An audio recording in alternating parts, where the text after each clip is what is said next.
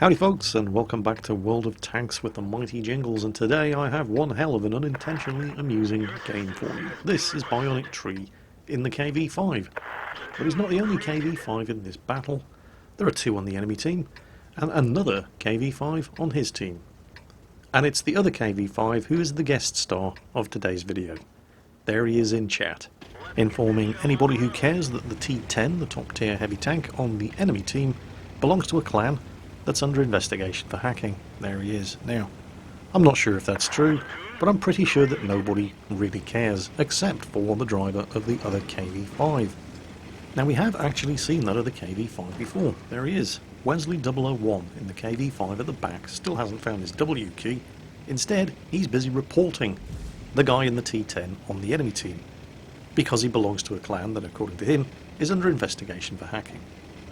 And there he is in chat again. He's finished reporting the T10, and he's announcing to everybody that don't worry, more reports will be coming throughout the course of this battle. He's been here and done this before. He was a guest star in a T29 in a battle in Malinovka that I featured a month or two ago, where he did pretty much exactly the same thing. Not an awful lot useful, and instead just kind of drove around the map aimlessly, telling everybody that he was reporting them for all kinds of reasons that he pretty much just made up on the spot. Well, he's back, he's at it again, he's in a KV5, and he's on Hell Haloof. And it looks, according to the map, like he's finally found his W key and is moving the tank. I'm just not entirely sure what he's doing moving. Look at this. There, do you see that? That's where he's going in the KV5. Well, enough of Wesley for the moment. Back to BionicTree, who just bounced a shot on the side from an E50 and unfortunately didn't bounce a shot on the side from the T30, so he's already lost half of his health and he hasn't even fired a shot. And that's when the other two KV5s on the enemy team make their appearance. His first shot straight into the radio operator's turret, the obvious weak spot on the front of the KV5, which is no longer quite as weak a weak spot as it used to be. BionicTree starts angling his tank and turret, digging in to defend, and while he's busy doing that, Wesley pops up in chat yet again, informing anybody who cares, i.e. probably nobody, that another clan present in this battle is under investigation for hacking.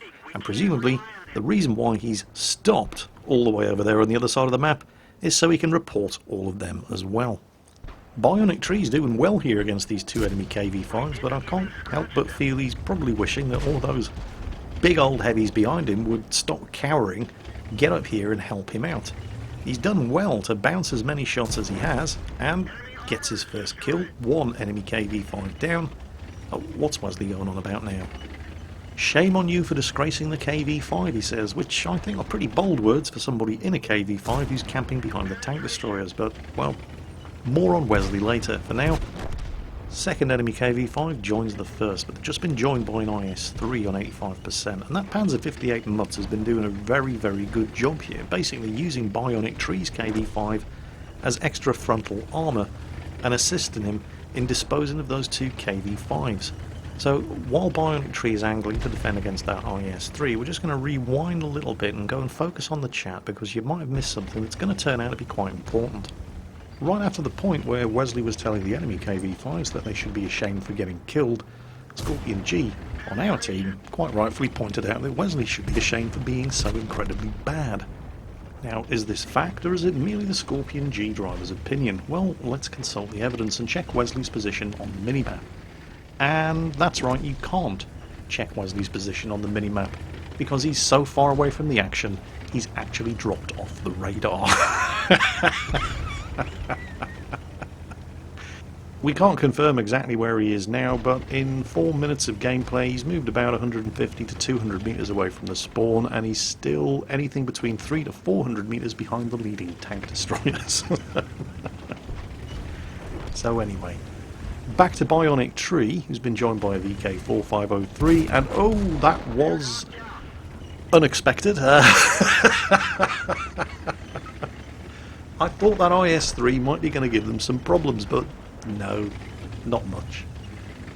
Now, you're going to need to remember the name of the Scorpion G driver who had the balls to criticise Wesley, and you're going to have to remember it because I can't pronounce it. It's just a letter surrounded by a bunch of numbers. And as BionicTree is trying to wrestle his way around the wreck of all these dead KV-5s to take some shots at that Super Pershing, and narrowly got missed by artillery there. He's going to have to manhandle the wreck of the KV-5 behind him out of the way. And he's aiming at the weak spot on top of the Super Pershing, but, well, the KV-5's gun isn't particularly accurate. And while he's doing that, Wesley's at it again in chat. He's still got it in for the 2 dead enemy KV-5s, and still completely blissfully unaware of the irony of him criticising the 2 KV-5s, but he's still nowhere to be seen on the map. He's still so far away from the action that he's disappeared from the radar. Oh no, wait, he's popped up. There he is. I don't know what he's doing over there, but hey, at least we can see him. Welcome back, Wesley. So glad you could join the battle. What happened? Did you run out of reports for the day? Is this your first battle of the day and you've already run out of the 10 reports that you're allowed to submit against people who piss you off for arbitrary reasons? Well, he's getting stuck in. He's getting stuck in a very, very odd position, however.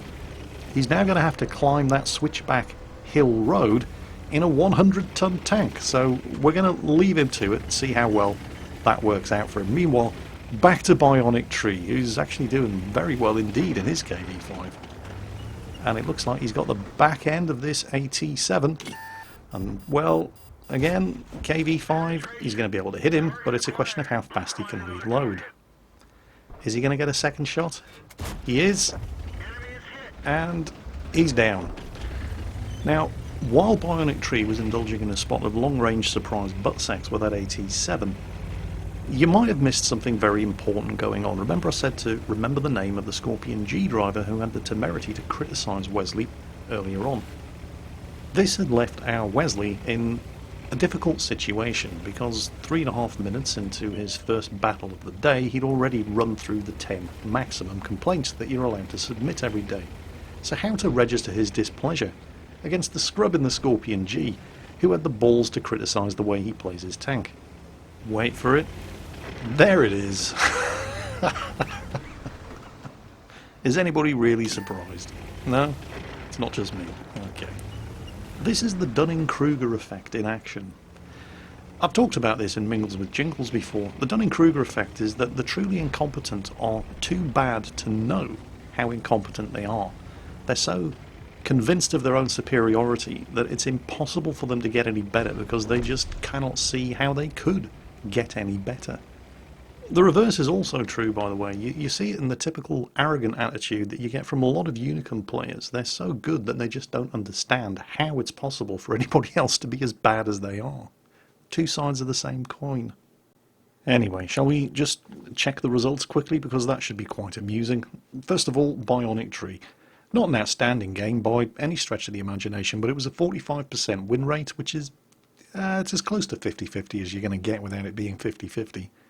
Actually, Jingles, a 46%. Shut up. Yes, I know. It's not being a smart arse. But he finished top of the team on damage and experience earned. So, well done for BionicTree. 13 shots fired, 12 hits, 9 penetrations, just short of 3,000 damage done. And damage blocked by armour, 1,590. Not bad at all. Let's have a look at Wesley. Where is he, first of all? Oh, actually, shocking news just in. Wesley, not actually the worst player by the numbers on his team in that battle. Finished third on damage done. Only just ahead of 2 other players who did 0 damage. But there's always somebody who does 0 damage. So, Wesley, 298 damage. How many shots did he fire to do 298 damage? 2 shots, and one of those was against an ally that killed him. Yeah. Then again, you know, it's hardly surprising when you look at exactly where he drove the KV-5 in that battle. It's not particularly surprising that he only had the opportunity to actually point the gun at an enemy tank once during the course of that game. And also, you have to understand that Wesley had an important job to do in that game. He had to tell everybody how bad they were, how good he was, and spam the crap out of that report button. And you can't do that when you're shooting at enemy tanks. And also, if we're going to be technical about it, Wesley fired 2 shots and scored 2 hits. So he came out of that game with a 100% hit ratio. And that makes him a good player. Or it probably does in his mind. Well, anyway, that's quite enough stupid for one day. I should have probably put a parental advisory stupid content warning up at the start of this video, but BionicTree, thank you for sending that replay in.